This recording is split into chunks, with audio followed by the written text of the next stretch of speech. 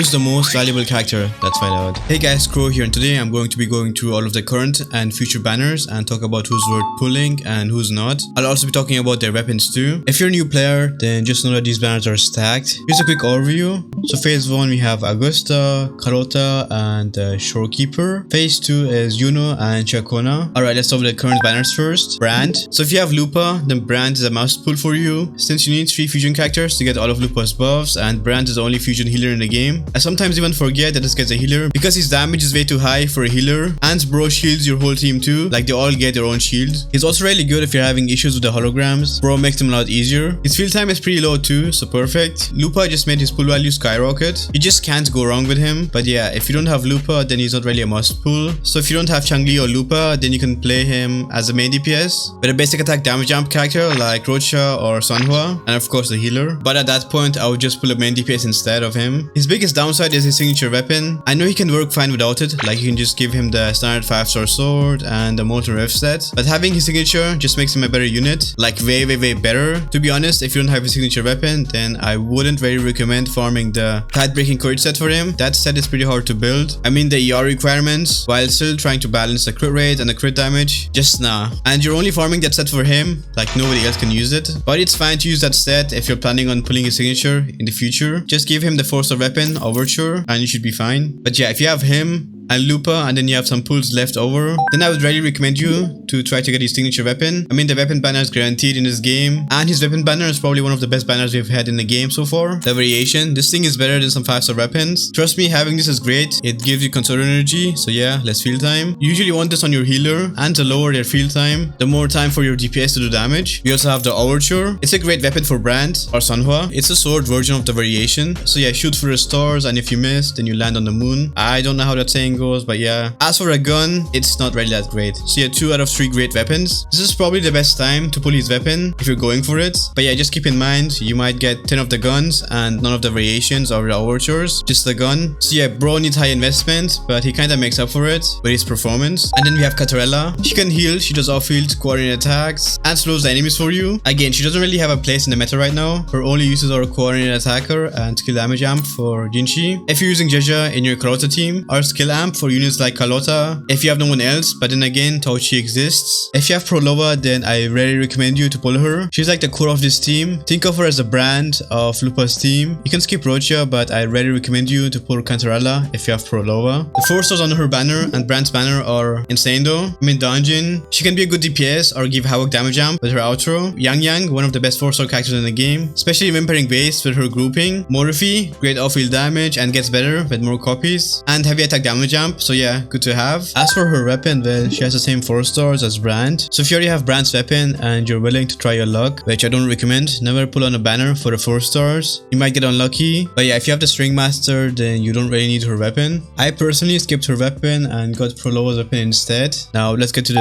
2.6 banners, phase 1. And you're going to start with Carlotta first, a 5-star Glacier DPS that has a lot of swap windows, which means that yup, she can work really well in double DPS teams, where both of your DPSs have a lot of swap windows. She's still at the top of the tier list after her release. I might be biased here though, since she's my second favorite DPS after Qiuyuan, but she's also my most used DPS in the game. I use her 99.9% of the time, just because she's that good. If you have skill issues, then yeah, she's really good since she has a lot of iframes, which means attacks where you can't get hit. So yeah, great for new players. And if you want to run her with another DPS, or if you don't have another DPS, then yeah, you can use her with a 4-star Tauchi. If you have the Discord Broadblade, since Tauchi's outro gives skill damage jump 38% for 14 seconds. Lumi can work too, but yeah, she's not as good. I mean, if you look at her outro here, it says 10 seconds instead of 14 seconds. So yeah, that might not be enough. I don't really use Lumi. And then we also have Yang, which gives energy with her outro, which Kota needs. Jaja does that too with her inherent skill, 15 energy. The 4 stars on this banner are kind of bad though. I mean Chisa at this 6 is good, but yeah, I don't see 98% of the players using Yanwu or, okay, I forgot her name since we never talk about her and I don't like her. As for Carlotta's weapon, you don't really need it.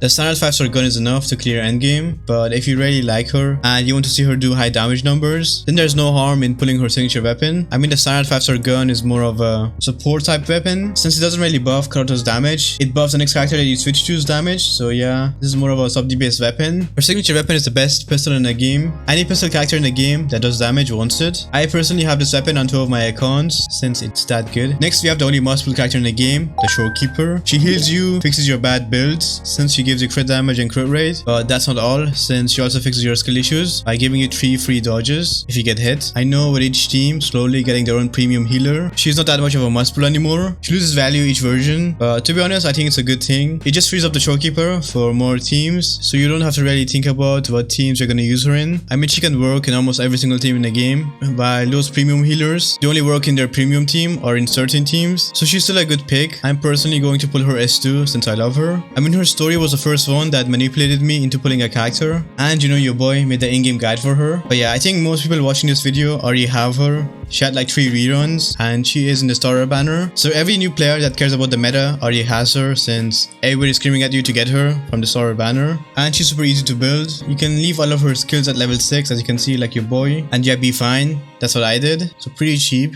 As for her weapon, I still don't recommend pulling it if you're free to play. R5 variation is just better. It lowers her field time more, so you have more time for your DPS to do damage, and you'll get your variation to R5 eventually. I mean, you can get this thing from every single banner if you're lucky. I know some people will say, oh, but the 14% attack. Bro, that's like 2 attack percent echo subset rolls. There's no way that's 14% attack. It's the only thing that you're missing to clear endgame. I mean, if you're fine with spending up to 80 pulls for that, then go for it. While you could use those pulls on better stuff, I already made a comparison between the variation and her signature weapon. So if you're still unsure, then you can watch that. But yeah, the main reason why I pulled it is because I had the extra pulls and I'm the #1 Shorekeeper enjoyer. Okay, not because my community kind of forced me to do it. But yeah, if you like her, then go for her weapon, but it's not really needed. And the 4 stars on this banner aren't that good to make it worth your pulls. Augusta, she's the first new character this version, and from the looks of it, she's pretty free to play friendly. So she's a main DPS, heavy attack damage focused, and she amplifies your character's damage. She also uses a broad blade. Okay, let's talk about why she's free to play friendly first. So since most of her attacks are heavy attack damage, we got more Riffy. So a lot of people have this guy at S6 by now, if they have been playing for a while. And this dude is insane. Great off-field damage. He also gives a big damage boost to Augusta with his outro. 38% heavy attack damage amp, that's a lot. Usually it's like 25%. And then we have like his S6, which also gives 20% attack to the entire team. And if you give him the Moonlight Cloud set or the Empyrean Anthem,